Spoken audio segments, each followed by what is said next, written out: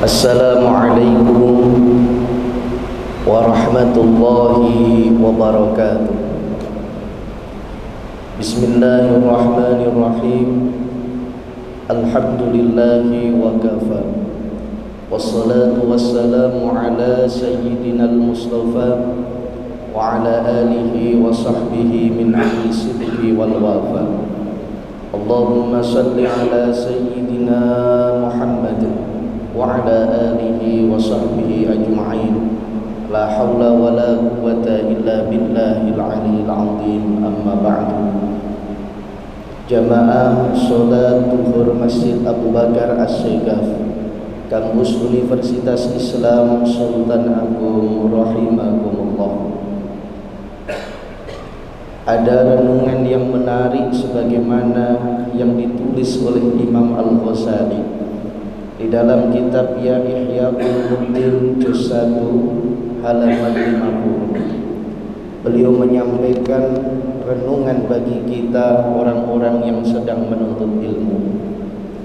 Beliau menyampaikan alla yatakabbaru 'alal ilmi wa la yata'ammaru 'alal mu'allim. Hendaknya bagi seorang murid tidak menyombongkan ilmunya dan juga tidak menentang gurunya. Oleh sebab itu, di dalam konteks kita ingin memperoleh ilmu yang manfaat barokah, maka salah satu jalan yang harus ditempuh, kita harus bersikap tawadhu kepada guru dan dosen kita. Dan ini adalah salah satu upaya realisasi dari birrul walidain, kita bersama-sama bertawadhu dan berbakti kepada guru dan dosen kita. Maka tidak diperkenankan seorang murid untuk menyombongkan diri, apalagi menyombongkan ilmunya. Ada kisah yang menarik yang dialami oleh Ibnu Athaillah As-Sakandari. Kita mengenal Ibnu Athaillah adalah ulama terkenal dari Andalusia. Bahkan beliau lahir tahun 600 Masehi, beliau lahir tahun 600 Hijriah dan wafat tahun 672 Hijriah. Beliau ini mengarang kitab yang sangat terkenal di dunia pesantren, yaitu Alfiyah Ibnu Malik. Saking hebatnya ulama ini, maka beliau mengarang kitab Alfiyah itu di luar kepala. Bahkan beliau sudah menghafalkan dulu apa yang beliau karang 1000 bait. Maka kenapa disebut dengan Alfiyah? Karena berisi ribuan daripada bait. Tetapi uniknya bahwa kata pertama yang disampaikan di dalam Alfiyah itu qala Muhammadun wa ibnu Maliki. Kenapa qala? Padahal qala itu adalah fi'il madhi yang menunjukkan masa yang sudah lampau. Harusnya kebanyakan para muallif kitab di dalam mengarang memakainya adalah fi'il mudhari' yang bermakna al-an wal mustaqbal. Maka ternyata Imam Ibnu Malik itu sudah menghafal dulu 1000 bait yang beliau karang. Baru setelah genap 1000 beliau tuliskan. Ada hal yang menarik ketika beliau menuliskan kitab itu. Baru sampai bait yang kelima, tiba-tiba kemudian hafalan beliau 995 bait itu seakan hilang dan sirna dari pemikiran beliau. Ketika itu beliau menulis sampai kepada maqalah wa taqdiridha bi ghairi suhtin fa'iqatan alfiyatan ibni Mu'ti. Ketika beliau sampai bait kelima, yang artinya kitab ini menghendaki kerelaan tanpa kemurkaan, yang mengungguli kitab Alfiyahnya Ibnu Mu'ti.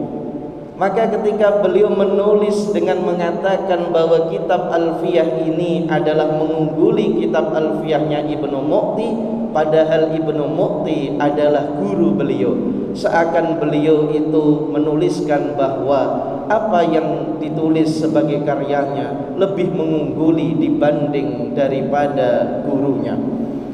Maka hadirin jamaah rahimakumullah, ketika itu tiba-tiba hilang hafalan beliau.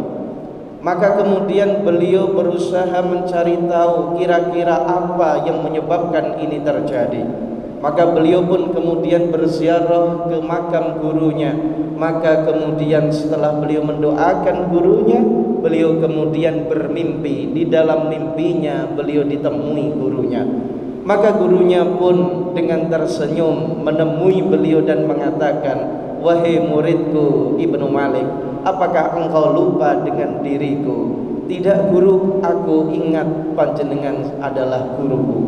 Maka kemudian Ibnu Malik pun terbangun dan beliau merasa memiliki jawaban kenapa hafalan beliau yang mengarang kitab dan kemudian beliau 995 bait itu tiba-tiba hilang. Maka beliau pun kemudian beristighfar kepada Allah bahwa mungkin telah muncul kesombongan di dalam diri. Beliau menyampaikan bahwa karya kitabnya Alfiyah ini yang dikarang lebih hebat dibanding Alfiyahnya punya gurunya. Maka beliau pun kemudian menambah 2 bait, yaitu wa huwa bisakkin haizun tafdila mustaujibun thana'iyal jamila. Beliau lebih memperoleh keutamaan yaitu guru kami, yaitu Ibnu Mukti. Sebab apa? Beliau berhak atas sanjungan dan keindahan karena beliau lebih awal di dalam membuat karya yang semacam ini. Wallahu yakti bihibati wafira liwalahu fi darajatil akhirah.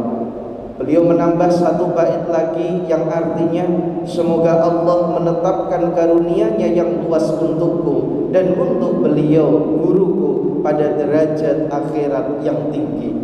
Maka kemudian setelah beliau menyanjung gurunya, beliau diingatkan oleh gurunya bahwa hakikatnya seorang murid harus bertawadhu terhadap gurunya. Maka tiba-tiba 995 bait yang tadinya hilang tiba-tiba muncul dan kemudian jadilah kitab Alfiyah yang awalnya 1000 bait menjadi 1002 bait. Sebab yang 2 bait itu tambahan untuk menyanjung gurunya dan ternyata keberkahan ilmu kemudian muncul. Oleh sebab itu dari cerita ini tentu kita menjadi harus betul-betul bertawadhu kepada guru kita, kepada dosen kita, kepada orang tua kita. Sehebat apapun diri kita, maka kita bisa menjadi seperti ini karena barokah ilmu dan doa guru-guru kita.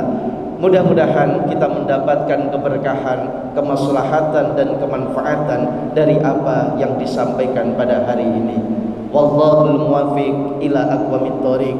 Assalamualaikum warahmatullahi wabarakatuh.